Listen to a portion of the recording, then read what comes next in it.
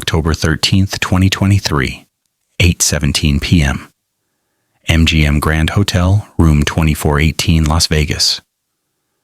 The digital clock on the bedside table blinks in the dim light.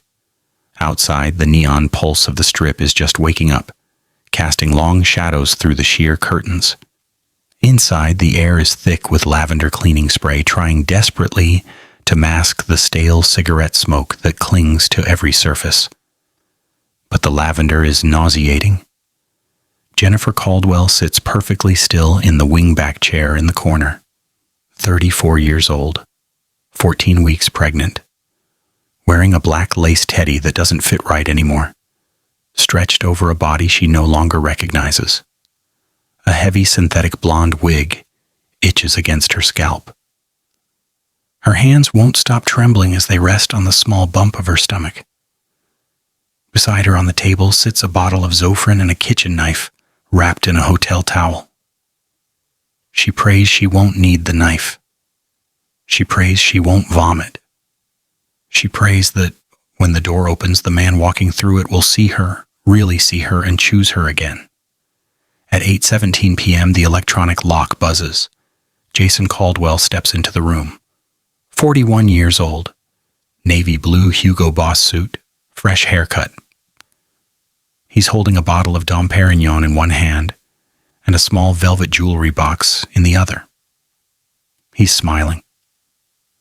That predatory smile she hasn't seen directed at her since their honeymoon. He doesn't look at the corner immediately. He turns to lock the deadbolt, humming to himself. "Jade? You in here, babe?" His voice is smooth, excited, devoid of the irritation that coats every word he speaks to her at home.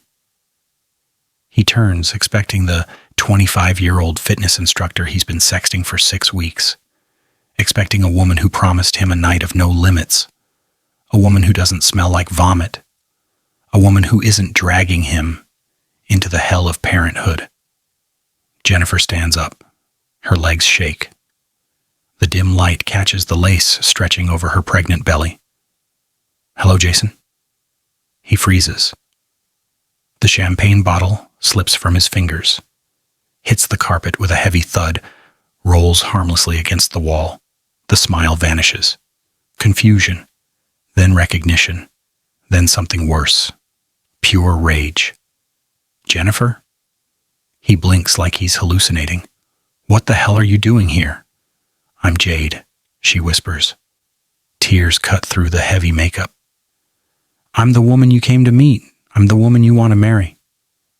Jason doesn't step forward, doesn't ask how she drove 4 hours while sick, doesn't look concerned for his unborn child. He looks at the wig, at the desperate lingerie, at her. And then he laughs, cold, cruel, a bark. "You?" His face twists into disgust. "You look like a corpse in a costume. Jesus, Jen, you look pathetic." This was the moment the descent truly ended and the violence began. But to understand why only one of them would leave room 2418 alive, we have to go back to the beginning of the rot. Welcome to True Crime Story 247. Thanks to all my viewers and subscribers for your support. Stay tuned for daily true crime updates. Don't forget to subscribe. 6 months earlier, Jason and Jennifer Caldwell were the envy of their social circle. A year from now, one would be dead and one would be a killer. The question isn't who survived. It's whether survival was worth the cost. 6 months earlier, April 2023, Santa Clarita, California. Jennifer Caldwell was in love with a man who was learning to hate her. She grew up in Bakersfield, modest home, single mother who worked 2 jobs to put food on the table. Jennifer learned early that nothing comes easy. She put herself through design school waitressing nights, sleeping 4 hours, drinking coffee that tasted like regret. But she made it, graduated top of her class, built a small but successful graphic design business from her 1-bedroom apartment. At 32, she thought she'd figured life out. Career, independence, a quiet contentment. Then she met Jason Caldwell at a gallery opening in downtown Los Angeles, spring 2018. She was there for a client. He was there closing a deal, schmoozing potential investors in the art world. He saw her across the room, walked straight over, didn't break eye contact once. "You look like someone who actually understands beauty," he said, "not just someone pretending to." She should have heard the condescension in that sentence. The implication that everyone else was pretending, performing, fake. That only she was real. It was a line. A good one. And she fell for it completely. Jason Caldwell was 40 years old, commercial real estate broker, top 5% in Los Angeles. The kind of man who wore success like cologne, heavy and obvious. He drove a Tesla, wore a Rolex, had 15,000 Instagram followers who watched him live a life most people only dream about. Rooftop bars, private jets for weekend trips, dinners that cost more than Jennifer's monthly rent.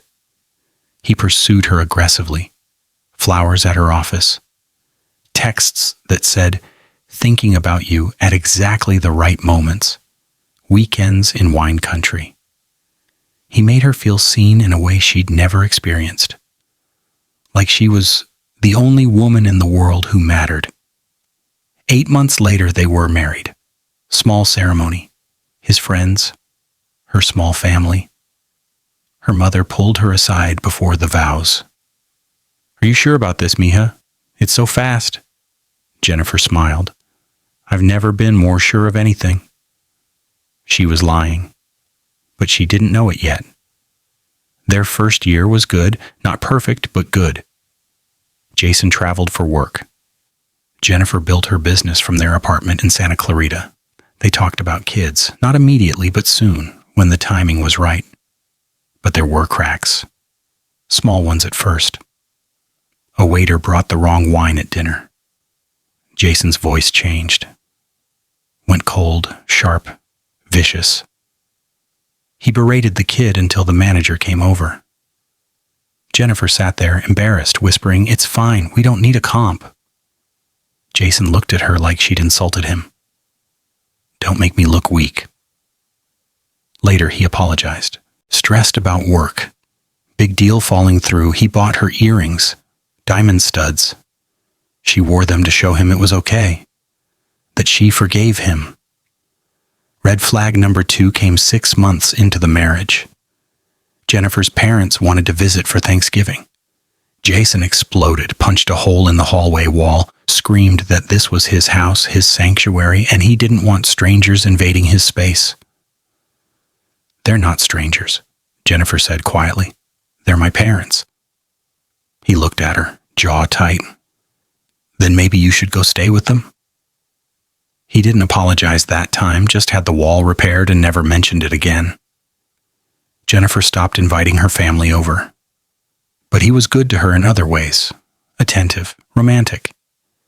He'd surprise her with trips, gifts, nights out. He posted photos of them together on Instagram. Captions about his beautiful wife, his perfect life. She told herself the anger was just stress, that all marriages have rough patches, that love means accepting someone's flaws. By their second anniversary, they were trying for a baby. Jennifer wanted it desperately, a family, something that was theirs. Proof that what they had was real. Month after month, the test came back negative. Jennifer cried quietly in the bathroom while Jason scrolled his phone in the living room. After 6 months, she suggested seeing a doctor. Jason's response was cold. "Maybe you're broken. Not we. You." Fertility tests revealed nothing wrong with either of them, just bad timing, bad luck. They tried IVF. The first round failed. Jennifer was devastated. Jason barely reacted. The second round, January 2023, worked. 2 pink lines. Jennifer screamed. Actually screamed with joy. Jason smiled, kissed her forehead, posted the positive test on Instagram. "We're going to be parents," he wrote. Heart emoji, prayer hands. The comments poured in. Congratulations. So happy for you. Goals. For 3 weeks, everything was perfect. They planned a gender reveal party, bought tiny shoes. Jennifer designed a nursery mood board. Jason talked about teaching their son to play baseball, taking him to Dodgers games. What if it's a girl? Jennifer asked. Jason's smile tightened. It won't be. Week 6, the vomiting started. At first, Jennifer thought it was normal. Morning sickness. Everyone gets it. She'd throw up, brush her teeth, keep going. But it didn't stop in the morning. It was all day, all night. She couldn't keep water down, couldn't keep crackers down, couldn't keep anything down. Week 7, she lost 5 pounds. Her doctor called her in, ran tests, hooked her up to an IV. You have hyperemesis gravidarum, the doctor said. Severe nausea and vomiting during pregnancy. It's rare, about 2% of pregnant women. Kate Middleton had it. Charlotte Bronte died from it. Jennifer stared at her. Died? This isn't the 1800s. We can manage it, but I won't lie to you. It's going to be difficult. Some women have it the entire pregnancy. Will it hurt the baby? The baby will take what it needs from you. You're the one we need to worry about. Jennifer looked at Jason. He was staring at the floor, jaw clenched, silent. On the drive home, he didn't speak. Jennifer tried to fill the silence. The doctor said it might get better in the 2nd trimester. Nothing. I'll be more careful. I'll try harder to keep food down. His knuckles were white on the steering wheel. That night, he moved into the guest room. Temporarily, he said, just until she felt better. He needed sleep for work. Big deals closing. She understood. Of course she understood. By week 8, Jennifer was vomiting 20 times a day, sometimes 30. She kept a bucket beside the bed, beside the couch, in every room. The smell of everything made her sick. Coffee, soap, the air itself. She stopped showering because the water hitting her skin triggered nausea. Her hair fell out in clumps. Malnutrition, the doctor said. We need to get calories in you somehow. Home IV drips. A nurse came 3 times a week to hook Jennifer up to bags of fluids and vitamins. She'd lie on the couch, watching the clear liquid drip into her veins, keeping her alive while her body rejected everything else. Jason stopped looking at her. She'd try to talk to him. He'd leave the room. She'd try to kiss him goodnight. He'd turn his face, let her lips hit his cheek. Your breath, he said once, just those 2 words. Your breath. She brushed her teeth 4 times a day after that. It didn't matter. Week 10. Jennifer was desperate. Desperate to connect, to remind him she was still his wife, still the woman he married. She put on lipstick, brushed her hair, wore the black negligee he'd bought her on their honeymoon. He was in the bedroom, scrolling his phone. She crawled onto the bed beside him. Hey, she whispered. He looked at her, then at the negligee. Something crossed his face. Pity, maybe, or disgust. But he turned off his phone, let her kiss him, let her touch him. For 5 minutes, Jennifer thought maybe this would work, maybe intimacy would bring him back. Then the nausea hit. Sudden, violent, unavoidable. She ran to the bathroom, barely made it. Vomited so hard her ribs ached. She heard him in the bedroom, heard the door close. When she came out, he was gone. The guest room door was locked. The next morning, she found a bruise on her upper arm. 5 distinct finger marks. She didn't remember him grabbing her. Maybe during when she pulled away, maybe after. It didn't matter. It was her fault anyway. For being sick, for ruining the moment, for being disgusting. That's what he'd said through the door. You're disgusting, Jen. You've ruined everything. She told herself it was the hormones, the stress, the disappointment of a pregnancy that was supposed to be joyful turning into a nightmare. She told herself he didn't mean it, that he'd apologize tomorrow. He never did. Late August 2023, week 16 of pregnancy. Jennifer was still sick. The second trimester didn't bring relief. Nothing did. She was on the couch, IV drip in her arm, bucket within reach, scrolling her phone mindlessly because moving made her nauseous. Jason was at work. Or so he said. She didn't know anymore, didn't ask. Asking led to arguments. Arguments led to doors slamming. Sometimes worse. His iPad was on the kitchen counter, charging. Screen lit up with a notification. Can't wait to taste you. Jade. Jennifer's heart stopped. She stared at the screen. The message disappeared after 3 seconds, but she'd seen it, read it, couldn't unsee it. Her hands shook as she unplugged the IV drip, walked to the kitchen, picked up the iPad. It was locked. She tried his birthday. Wrong. Their anniversary. Wrong. She stared at the screen. 1, 2, 3, 4. It unlocked. The arrogance of that password. The absolute certainty that she'd never look, that she was too sick, too weak, too busy vomiting to care what he did. She opened the messages. Velvet Vixen at the top. Hundreds of messages, weeks of conversation. Jennifer's vision tunneled. She sat on the kitchen floor, tile cold against her legs, started scrolling. The messages started innocent. Compliments, flirtation. Jason being charming the way he used to be with her. Then they got graphic, explicit. Things he wanted to do to Jade. Things he used to do to Jennifer. Things he didn't do anymore. But it was the other messages that destroyed her. Jade. Tell me about your life. Jason. My life is a nightmare. I'm living with a zombie. Jennifer's breath caught. She kept reading. Jason.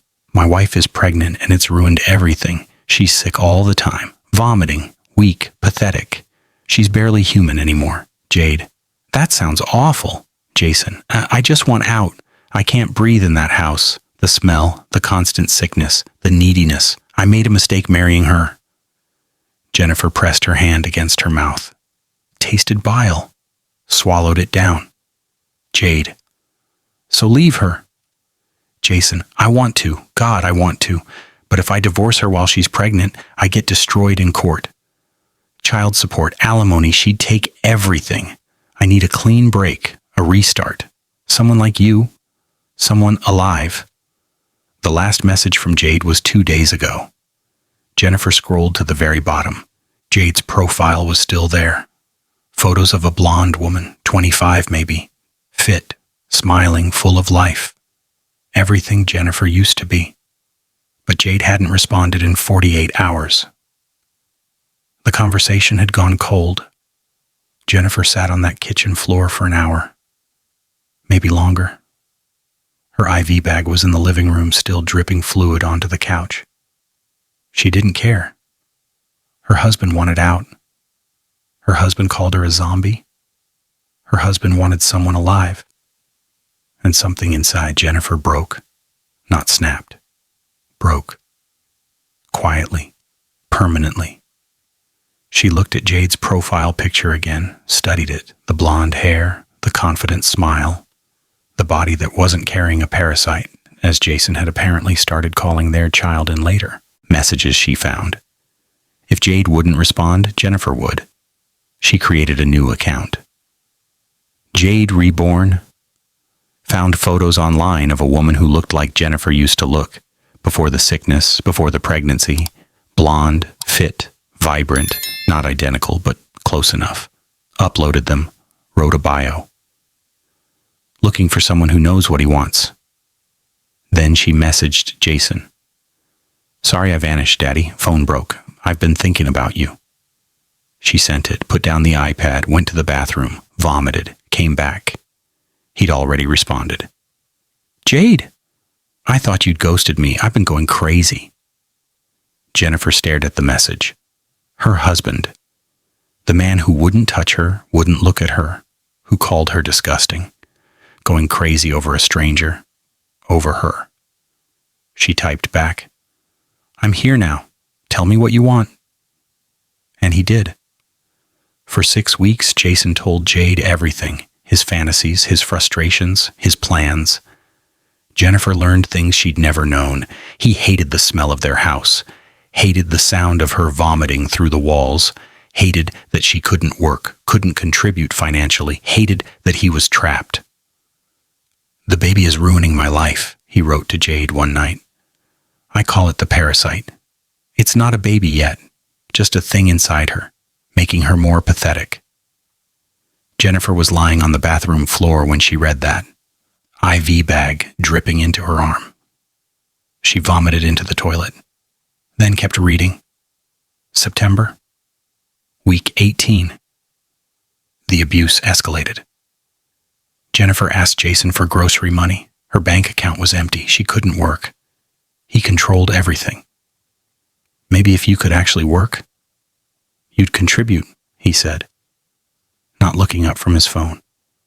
"I'm sick, Jason. The doctor said. I'm tired of hearing what the fucking doctor said. I'm trying. I'm doing everything I can." He stood up, fast. She flinched. He noticed, smiled. "You scared of me now?" "No, I just..." He shoved her, not hard, just enough to send her stumbling backward into the kitchen counter. Her hip hit the edge. Pain shot through her side. She gasped. Jason stared at her. For a moment, something like regret crossed his face. Then it was gone. "Don't ask me for money again." He left.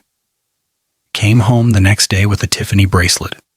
Blue box, white ribbon. Set it on the counter without a word. Jennifer's hip was purple. The bracelet was beautiful. She wore it to show him she forgave him. Late September. The messages with Jade took a dark turn. Jason started asking strange questions, medical questions. Hypothetically, could too much insulin kill someone? Jennifer, pretending to be Jade, typed back, "That's dark, Daddy, why?" "Just curious, morbid curiosity." 3 days later, another message. "What about potassium chloride? Or if someone with a medical condition took too many of their meds, would it look like an accident?" Jennifer's blood went cold. She was sitting at her laptop, logged into the Jade account. Her real phone was beside her.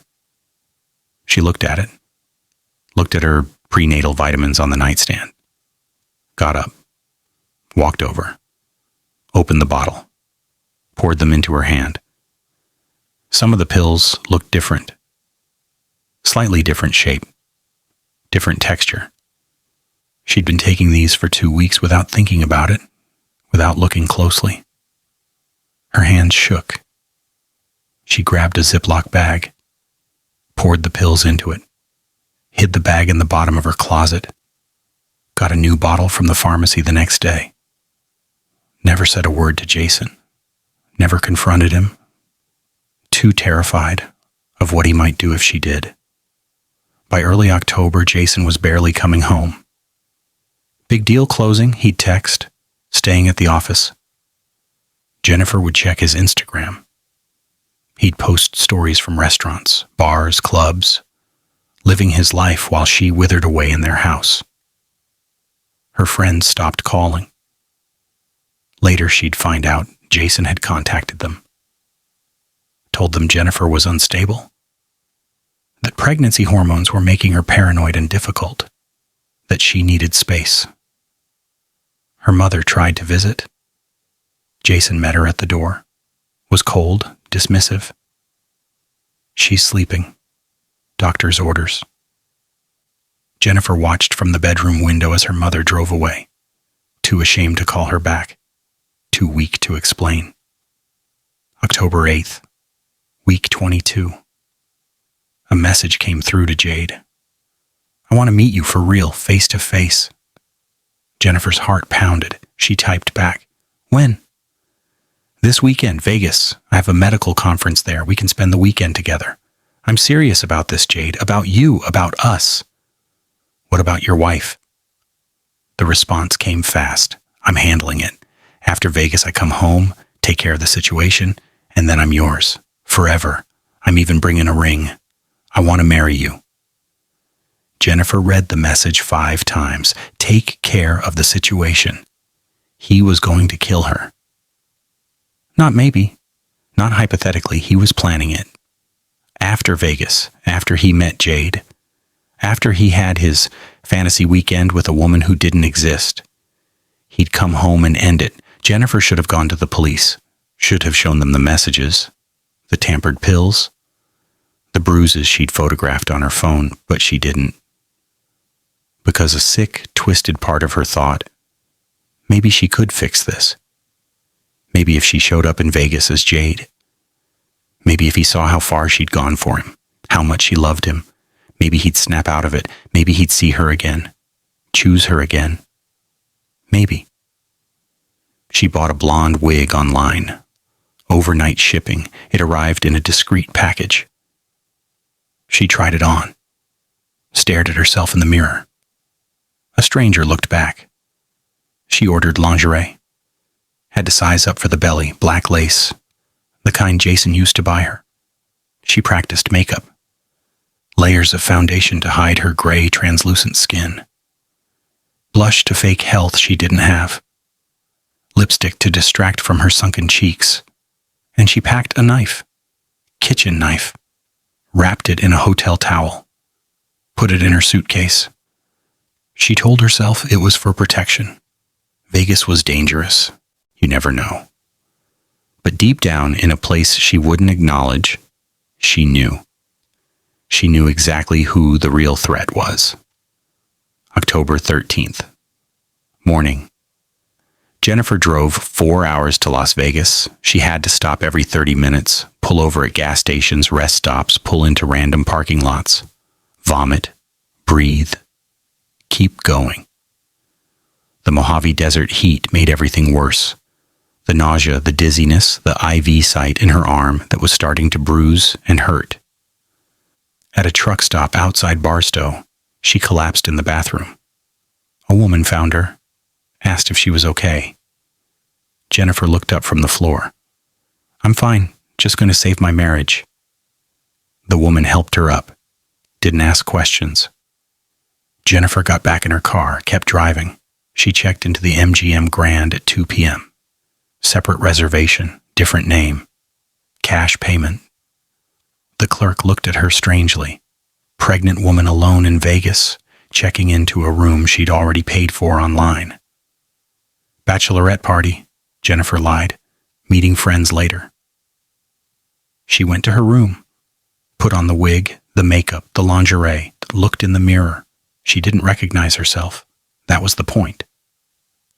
At 7:30 p.m., she texted Jason's number from the Jade account. Room 2418, doors unlocked, waiting for you, Daddy. Then she walked down the hall, used her key to open room 2418, went inside, sat in the corner chair, put the knife on the table beside her, and waited. October 13th, 2023, 8:17 p.m. MGM Grand Hotel, room 2418. Jason Caldwell has been inside the room for 30 seconds. In that time, his entire reality has collapsed. The woman he thought was Jade, 25-year-old fitness instructor, fantasy made flesh, is his wife. His sick, pathetic, disgusting wife wearing a Halloween costume version of sexuality. The wig is cheap synthetic. The lingerie stretches obscenely over her pregnant belly. Her makeup is thick, cakey, trying desperately to hide the gray pallor of someone who's been vomiting for 4 months straight. He stares at her. She stares back. The champagne bottle lies on its side against the wall. The jewelry box is still in his hand that's now shaking with rage. How long? His voice is quiet, dangerous. Jennifer stands there. The lace teddy feels ridiculous now, humiliating. But she forces herself to speak. 6 weeks since Jade stopped responding. So you... He can't even finish the sentence. You catfished me?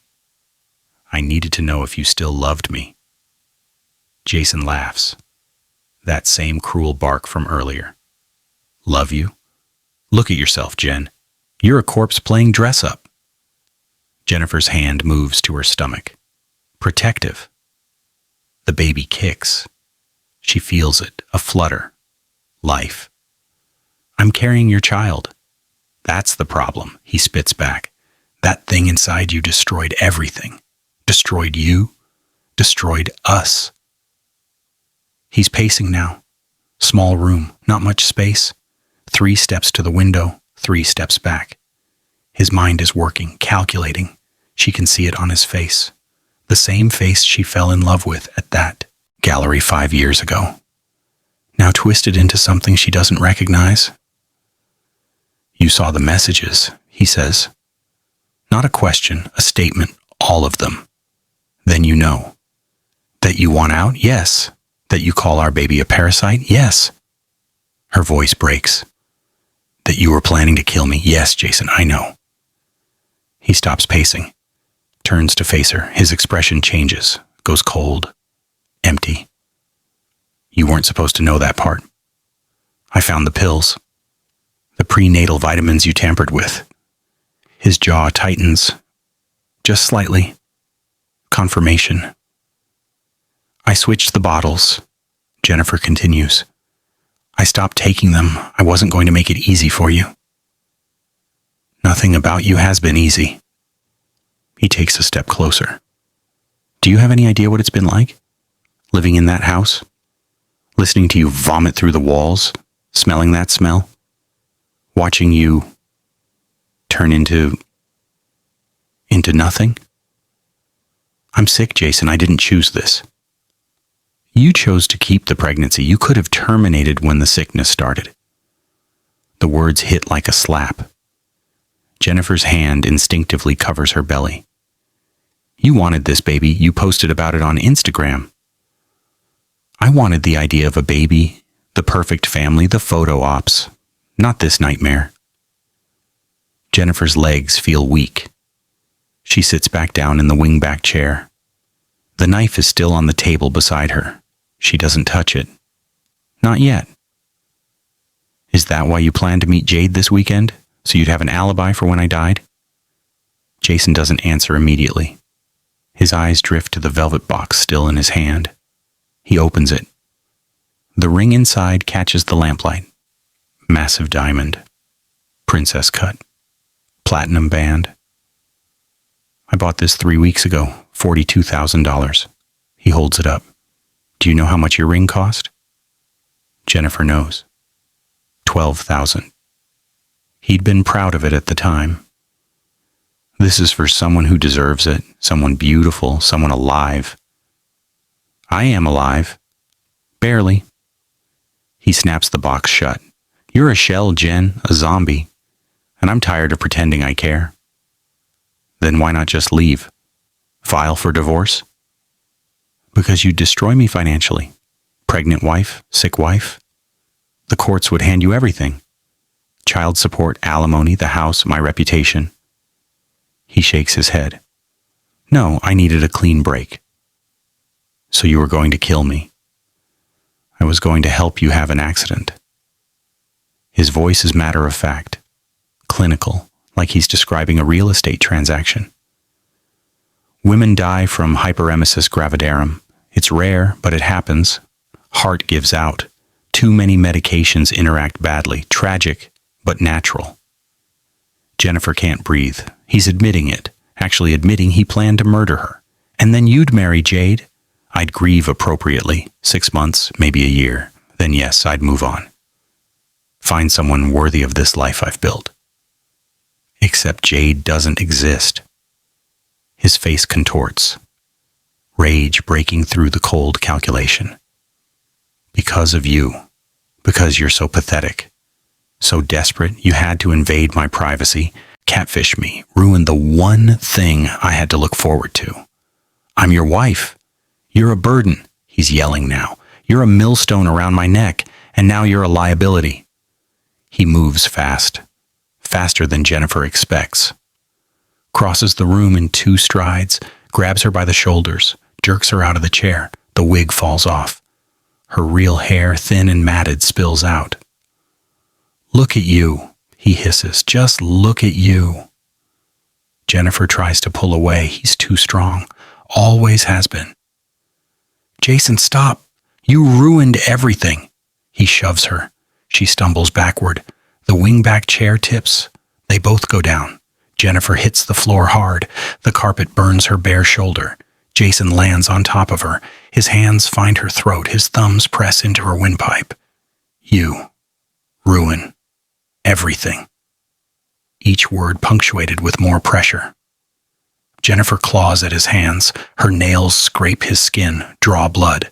He doesn't stop. His face is purple with exertion, with rage, with years of resentment finally unleashed. Jennifer can't breathe, can't scream. The room is tilting, going dark around the edges. Black spots dance in her vision. And then she feels it. The baby. Moving inside her. Not a flutter this time, a kick, strong, deliberate. The first real movement she's felt in days. The baby is alive. Jason is killing them both. Her hand flails out, searching the carpet, touches the table leg, the bottle of Zofran, then something else. Cold metal, wooden handle, the knife. Her fingers close around it. She doesn't think, can't think. No air left for thinking. She thrusts upward, blindly, desperately. The blade goes in just below his ribs. Slides in easier than she expected. She feels the resistance of his skin, then nothing, just the handle pressed against his shirt.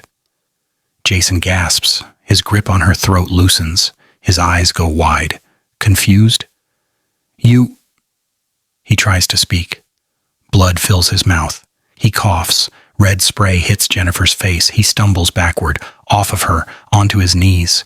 His hand reaches for the knife handle, touches it, doesn't pull it out. He looks at her. Really looks at her. For the first time in months, he sees her. Then he tries to stand. 1 foot under him, pushing up. The champagne bottle. Still on the floor where it rolled. His foot hits it, slips. Jason falls backward. His head cracks against the corner of the heavy wooden dresser. The sound is sickening. Wet. Final. He drops. Face up, eyes open, staring at the ceiling. Blood pools beneath his head. Dark, spreading. Mixing with the blood from the stab wound, still seeping through his Hugo Boss suit. Jennifer lies on the floor. Gasping, air flooding back into her lungs. Painful. Beautiful.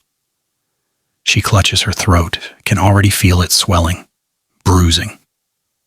For a long moment she doesn't move, just breathes, in and out, alive. Then she crawls over to him, checks for a pulse, wrist first, nothing, neck, nothing. His eyes are open but seeing nothing. Jason Caldwell is dead, and Jennifer Caldwell is a killer. October 13th, 2023.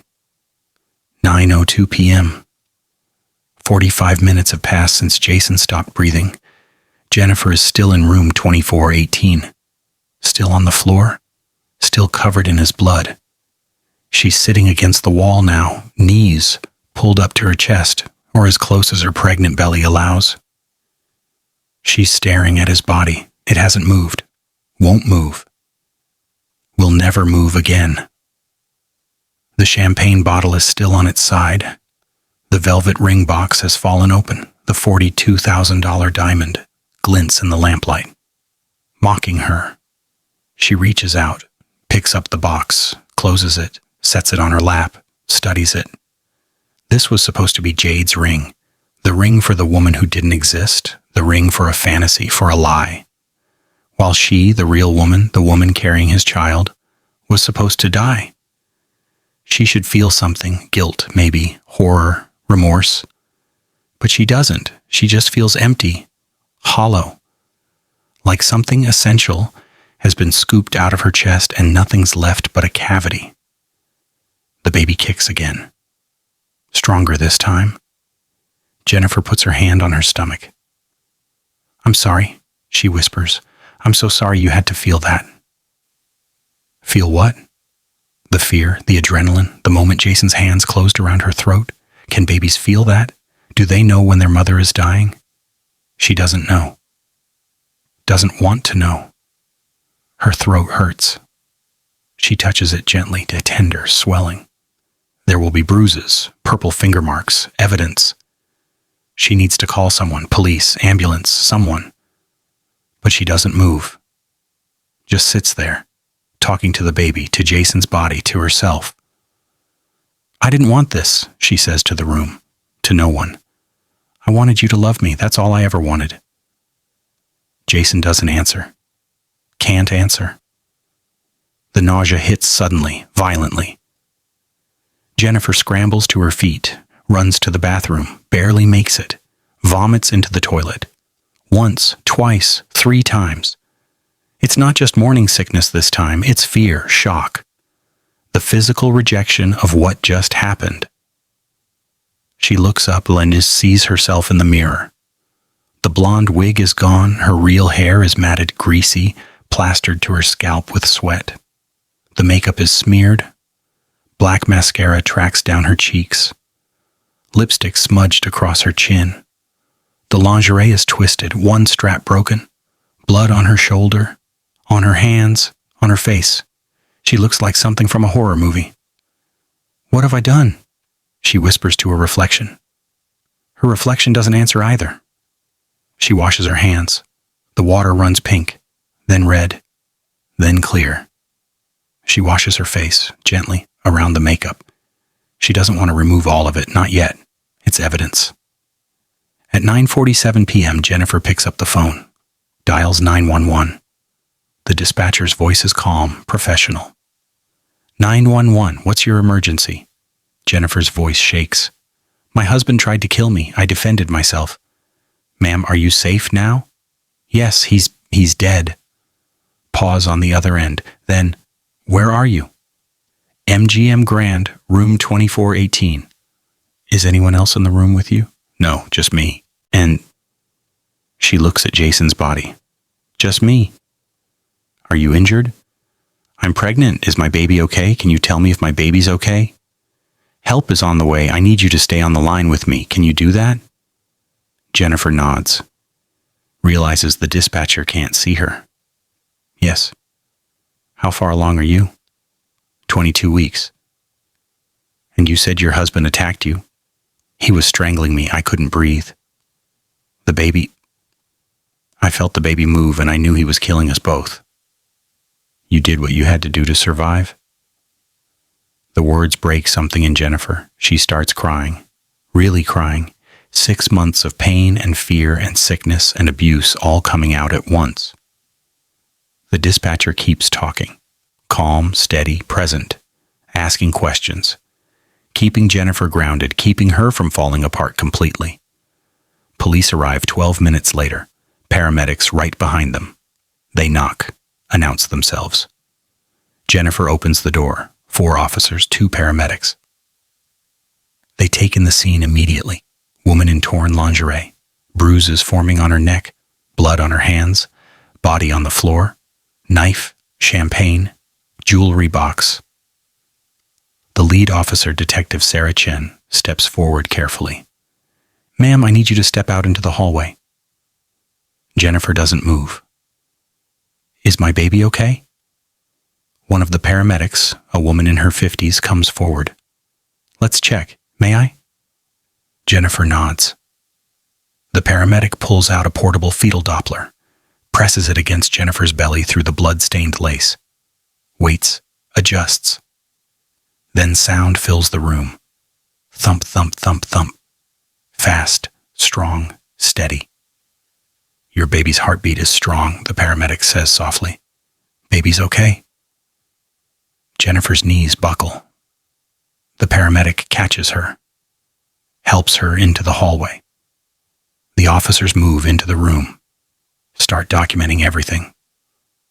Over the next 4 hours, Jennifer's life becomes a crime scene. They photograph her injuries. The bruises on her neck are already deep purple, clear finger marks, thumbprints on her windpipe, scratches on her shoulders where Jason grabbed her, the broken lingerie strap. The carpet burns on her back. They photograph Jason's body, the stab wound, the head trauma, the blood pool, the scratch marks on his face where Jennifer clawed him. They bag the knife, the champagne bottle, the jewelry box, the wig, the Zofran bottle, everything. They find Jason's luggage, his phone, his iPad. Detective Chen unlocks the iPad. Password 1234. She raises an eyebrow.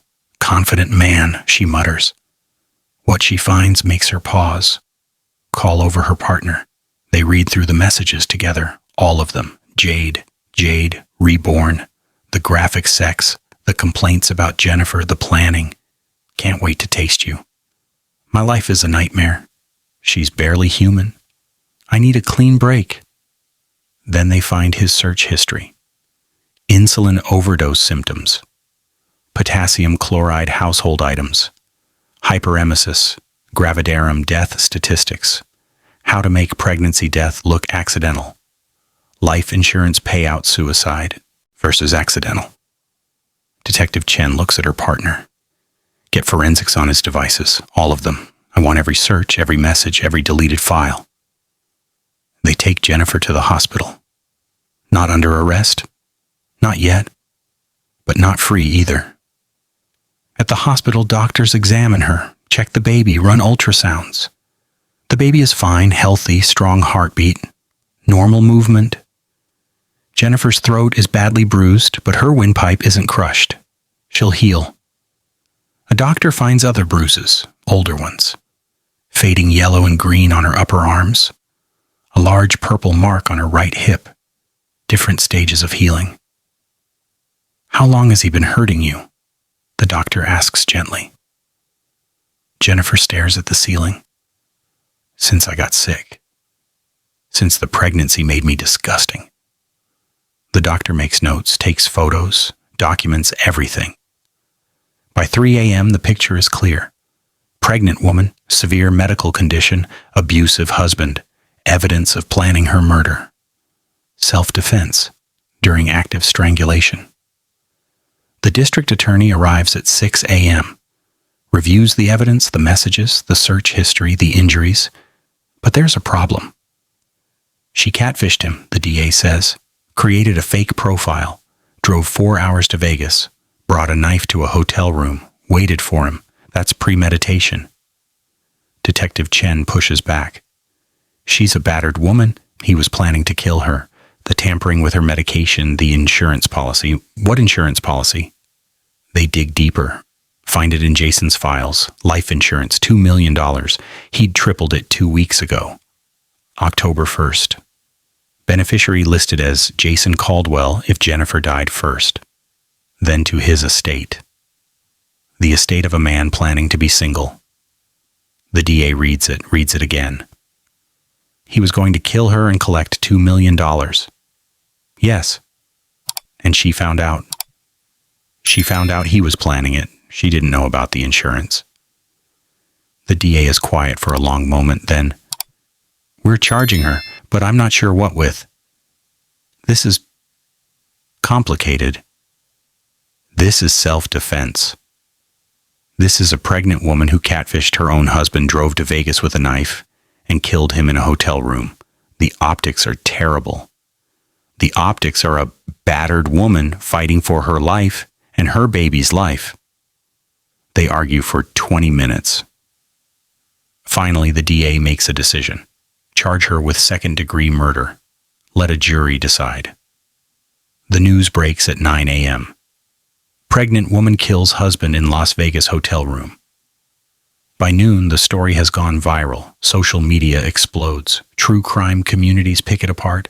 Everyone has an opinion. Some people call Jennifer a hero, a survivor, a mother protecting her unborn child from a man who wanted them both dead. Others call her a murderer, say she manipulated the situation, created the confrontation, brought a weapon with intent to use it. The debates rage on Twitter, on Reddit, on every true crime podcast and YouTube channel. But Jennifer doesn't see any of it. She's in a hospital bed, hooked up to monitors. Babies heartbeat steady on the screen beside her. Her throat wrapped in bandages, her future uncertain. Her sister arrives that afternoon, flies in from San Diego, walks into the room, sees Jennifer in the hospital bed, breaks down crying. "I told you to leave him," her sister sobs. "I told you he was dangerous." "I know." "Why didn't you listen?" Jennifer touches her stomach, feels the baby move. "Because I thought I could save him." Her sister just holds her. They don't talk about Jason, don't talk about what comes next. Just sit there together in the hospital room while the baby kicks and the monitors beep and the world outside argues about whether Jennifer Caldwell is a victim or a villain. The preliminary hearing is set for November 15th, 1 month away. Jennifer is released on bail, $500,000. Her sister mortgages her house to pay it. Jennifer goes home, to the house she shared with Jason. It still smells like him, like his cologne, his aftershave. She can't stay there. Packs a bag, moves in with her sister. The trial is scheduled for May 2024, 6 months away, after the baby is born. Because that's the other thing. Jennifer is still pregnant, still sick, still vomiting 20 times a day, still hooked up to IV drips, still struggling to keep herself and the baby alive. Only now she's doing it while facing life in prison. Here's a question for you. If your husband was planning to kill you, if you had proof he was researching methods, tampering with your medication, isolating you from help, would you wait for him to make his move? Or would you act first? Jennifer Caldwell didn't wait. She created a confrontation. She brought a weapon.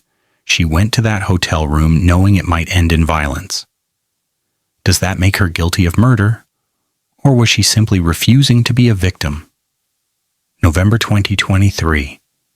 Jennifer Caldwell is 7 months pregnant and wearing an ankle monitor. She's living in her sister's 2-bedroom apartment in San Diego. The guest room has been converted into a nursery. Crib assembled. Clothes washed and folded. Everything ready for a baby whose mother might not be there to raise him. The trial is set for January 2024, after the baby is born. The judge agreed to delay it. Can't put a pregnant woman on trial for murder. Bad optics. Jennifer's lawyer, David Martinez, is one of the best criminal defense attorneys in California. Her sister sold her house to pay his retainer. $300,000, everything she had. "We're going to win this," Martinez tells Jennifer at their first meeting. "Clear case of self-defense. Battered woman. Evidence of his planning. The jury will see it." Jennifer touches her stomach. The baby kicks. Strong now. Constant movement. What if they don't? Then we appeal, but they will. Public opinion is split exactly down the middle. Half the country thinks Jennifer is a hero, a mother who fought back against a man planning her murder. Domestic violence advocates hold rallies. Wear purple ribbons. Chant her name. The other half thinks she's a manipulator, a woman who created a fake identity, drove to Vegas with a weapon, and orchestrated a confrontation she knew would end in violence. Men's rights groups protest outside the courthouse. Hold signs. Justice for Jason. The media coverage is relentless, every detail dissected, every message between Jason and Jade analyzed, every photo of Jennifer's bruises shared and reshared across social media. Jennifer stops reading the comments, stops watching the news, just focuses on staying alive, keeping the baby alive, making it to trial. The pregnancy doesn't get easier. She's still vomiting. Not as much. 15 times a day instead of 30. Progress, her doctor says. Jennifer doesn't feel victorious. Weekly ultrasounds, the baby is healthy, growing normally, no signs of distress from the trauma. Medical miracle, they call it. Jennifer calls it survival. She and her son, surviving together. She names him before he's born. Marcus, after her father, who died when she was 12, A good man, a kind man, the kind of father she wishes her son could have had instead of Jason. December 15th, 2023. Jennifer goes into labor. 3 weeks early, stress-induced, the doctors say. Her body can't hold on anymore. 14 hours of labor. Her sister holds her hand. Her lawyer waits outside. Security guards stand at the door because she's still technically under house arrest, awaiting trial for murder. At 3:47 a.m., Marcus David Caldwell is born. 6 pounds, 2 ounces. Healthy lungs. Perfect fingers. Eyes that look exactly like Jennifer's father's eyes in the old photos. She holds him. Cries. "You saved my life," she whispers against his tiny forehead. "You gave me a reason to fight." The hyperemesis gravidarum ends the moment the placenta is delivered. Like someone flipped a switch. The nausea vanishes. Just gone. For the first time in 9 months, Jennifer can eat without vomiting, can drink water, can breathe without feeling sick. She gains 12 pounds in 3 weeks. The trial begins January 22nd, 2024. Marcus is 5 weeks old. Jennifer's sister takes care of him while Jennifer sits in a courtroom fighting for her freedom. The prosecution's strategy is simple. Paint Jennifer as calculated, manipulative, premeditated. Assistant District Attorney Rebecca Walsh is good, sharp, aggressive. She shows the jury the Jade Reborn profile, the messages, the timeline. Jennifer Caldwell didn't just defend herself, Walsh tells the jury in her opening statement. She created an elaborate catfishing scheme. She drove 4 hours to Las Vegas. She checked into the MGM Grand 6 hours before her husband arrived. She brought a knife. She waited in that hotel room, in costume, knowing exactly what would happen when he walked through that door. She pauses. Lets it sink in. That's not self-defense. That's premeditated murder. The defense's strategy is equally simple. Show the jury who Jason Caldwell really was. Martinez stands. Calm, measured. He looks at each juror individually. Jason Caldwell was planning to murder his pregnant wife. We have the evidence, his internet searches, his questions about insulin, potassium chloride, how to make a death look accidental. He tampered with her prenatal vitamins. He tripled his life insurance policy 2 weeks before Vegas, with himself as the beneficiary if she died first. Pause. Jennifer Caldwell went to that hotel room hoping her husband would choose her, choose their baby, choose their marriage. Instead, he put his hands around her throat and tried to kill her. She didn't plan murder. She fought for survival. The prosecution calls their witnesses first. The medical examiner describes Jason's injuries. Stab wound to the abdomen, penetrated the liver, fatal but not immediately. He would have survived with medical intervention. The head trauma is what killed him. Blunt force, skull fracture, instant death. Could this have been accidental? Walsh asks. The head injury? Consistent with falling and striking the corner of furniture, yes. But the stab wound was intentional. The stab wound was inflicted by another person, yes. Crime scene photos are shown. Jason's body on the floor. Blood pool, the knife, the champagne bottle, the jewelry box. 3 jurors look away from the photos. 2 women cry quietly. The hotel manager testifies. Jennifer checked in at 2:47 p.m., paid cash, used a credit card in a different name for the online reservation, seemed nervous, kept looking around the lobby. Did she appear injured at check-in? Walsh asks. No visible injuries, no. Did she mention being afraid of her husband? No. Did she ask for security or help of any kind? No, she just checked in and went to her room. Jason's mother takes the stand. Patricia Caldwell, 68 years old, broken by grief. She wears all black, clutches a photo of Jason. Walsh is gentle with her. Tell us about your son. He was a good man, Patricia says, voice shaking. Successful, kind. He wanted a family so badly. When he married Jennifer, I thought he'd finally found happiness. Did you notice changes in him during Jennifer's pregnancy? He was stressed, worried about her. She was so sick. He told me he didn't know how to help her, that he felt helpless. Did he ever express violence toward her? Never. My son would never hurt anyone. Jennifer sits at the defense table, watches Jason's mother cry, feels nothing. The woman is lying or deluded, probably both.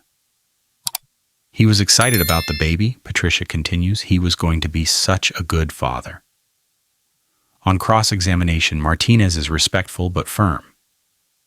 Mrs. Caldwell, did your son tell you about his profiles on sugar daddy dating websites? Objection. Walsh stands. Sustained. Move on, counselor. Martinez nods. Did your son tell you he'd tripled his life insurance policy? I don't know anything about that. Did he tell you he was researching how to make his wife's death look accidental?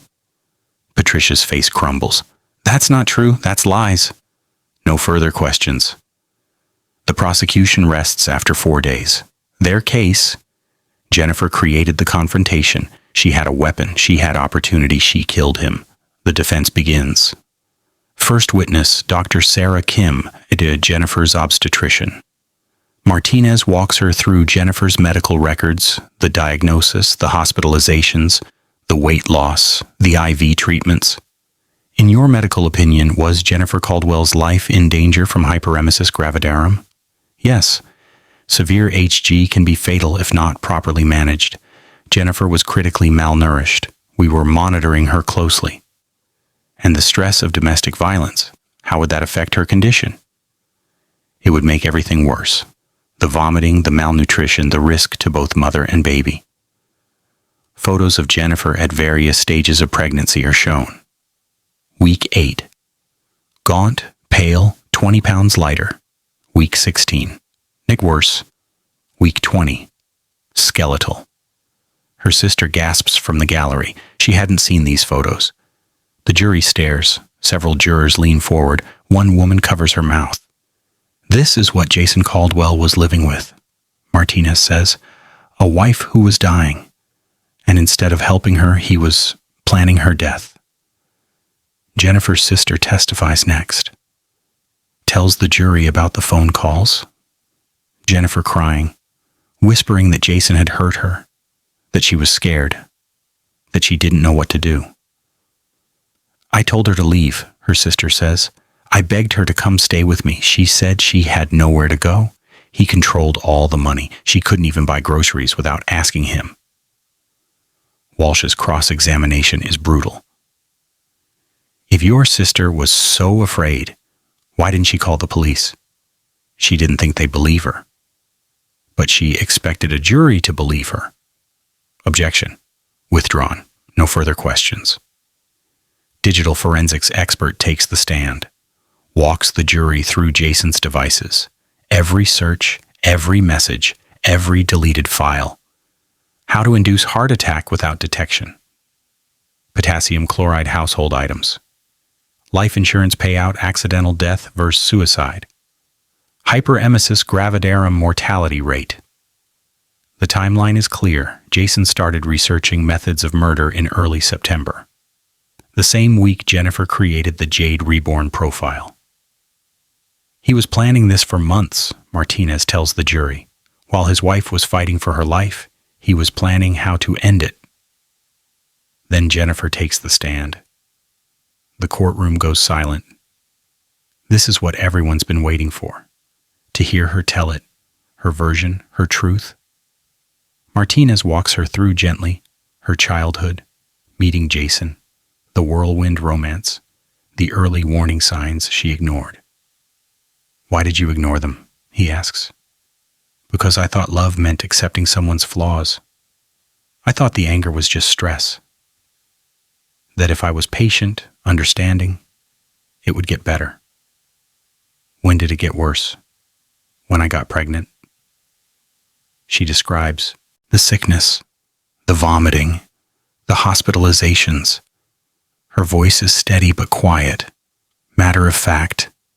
Then the abuse, the first shove, the bruises, the words. You're disgusting. You're pathetic. You've ruined everything. Why didn't you leave?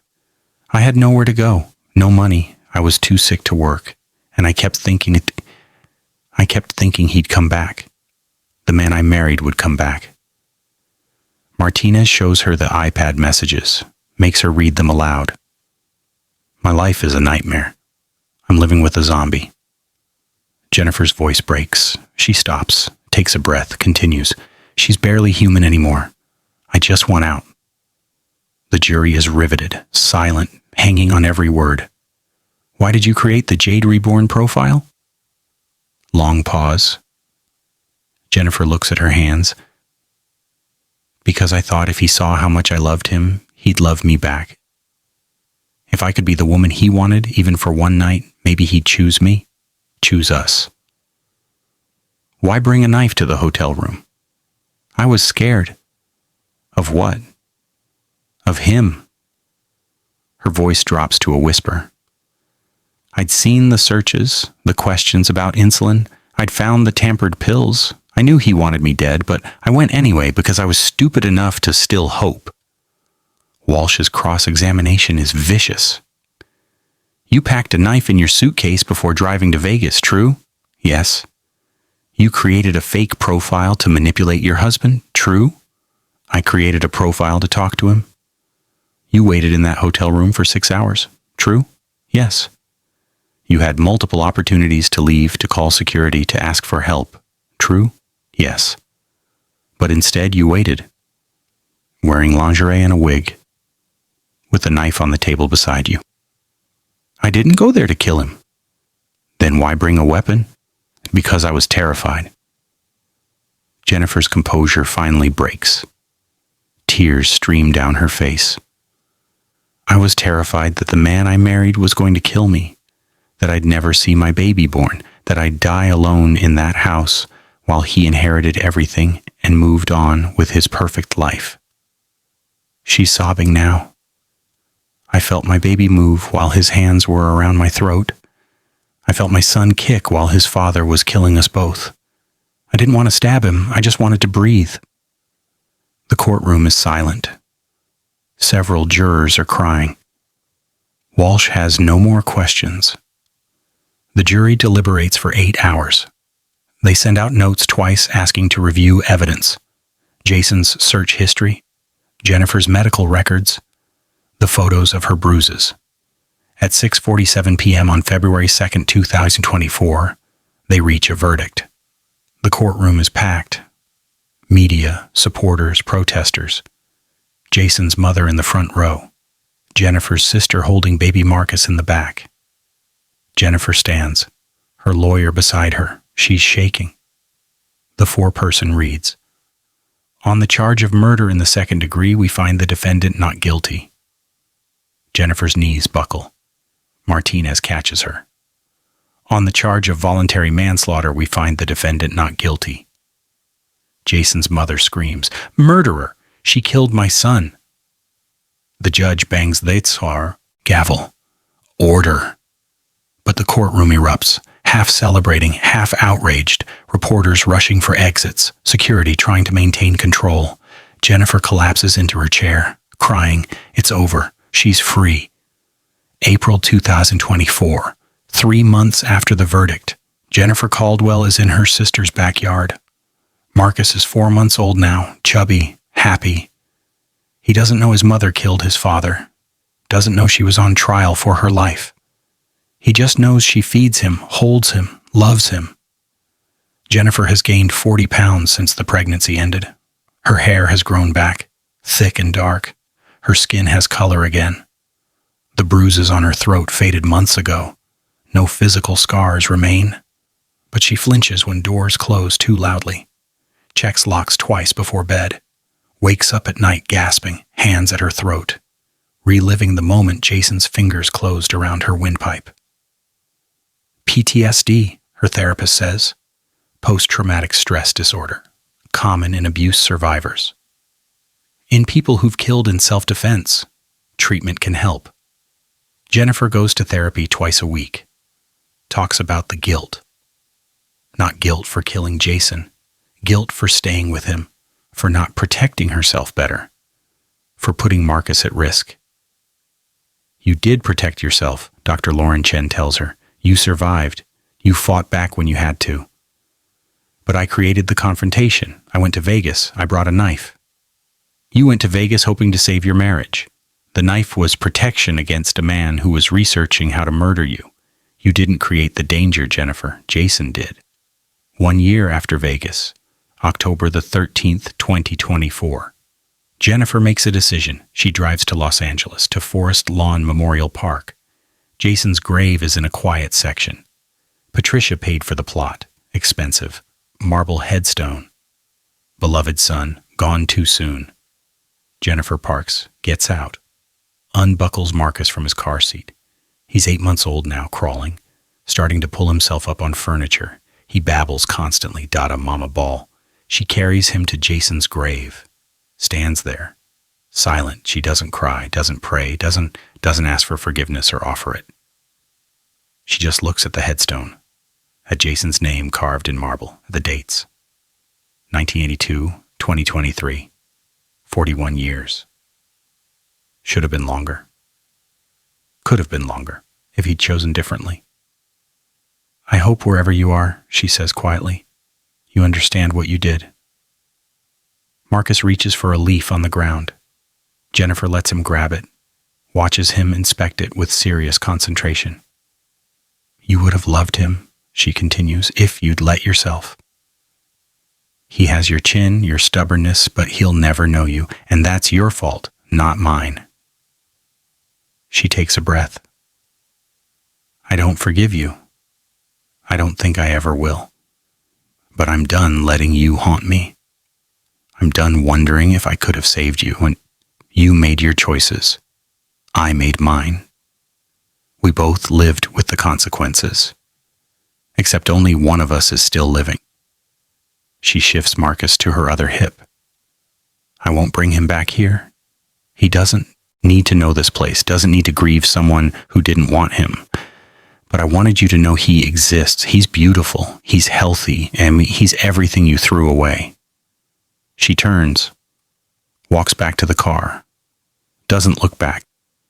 Later in therapy, Dr. Chen asks the question Jennifer's been avoiding. Do you regret it? Killing him?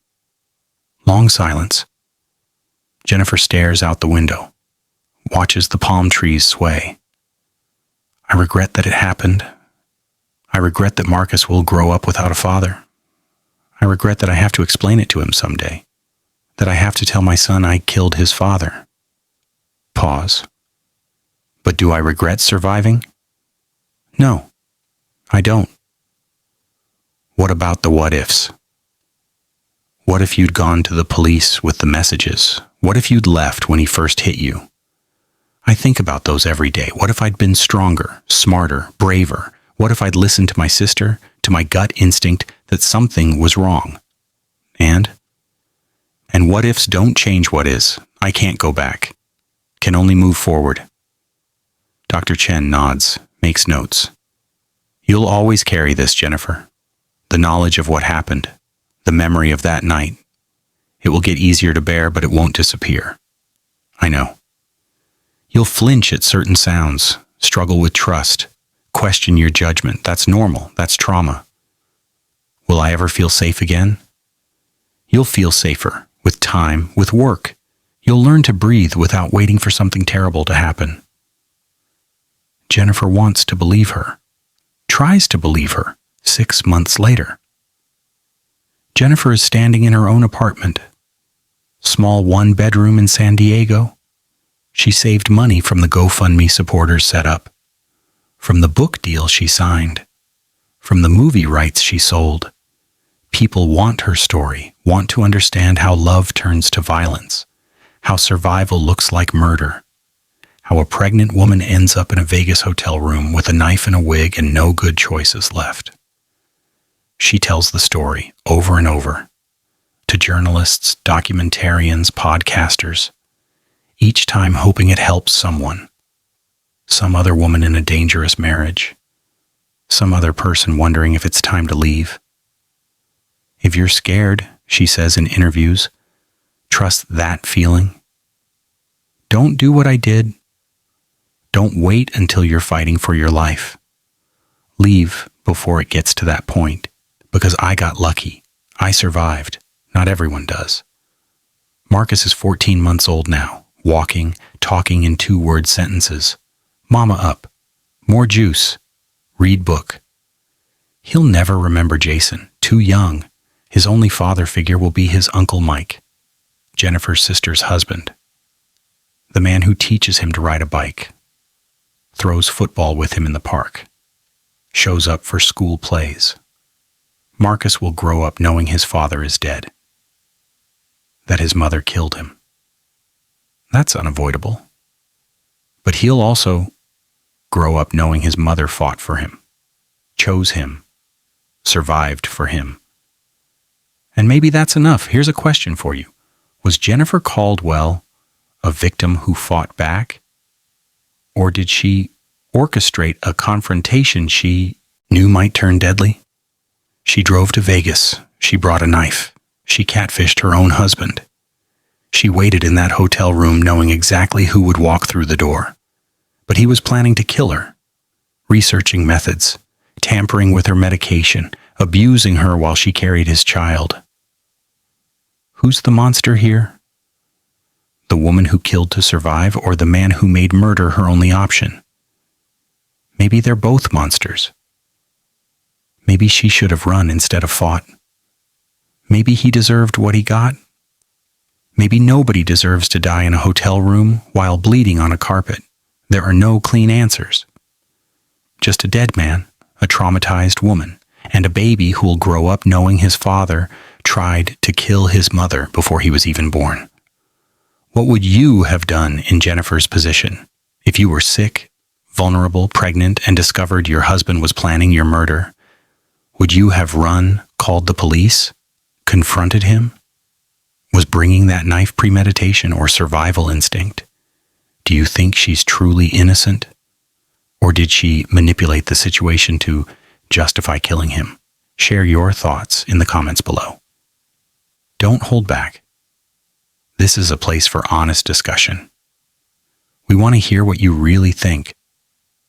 If this story moved you, disturbed you, made you think about the thin line between victim and villain, share it with someone who needs to hear it. True crime. Story 247 brings you cases like this every week. The ones that don't have easy answers. The ones that force us to question everything we think we know about justice.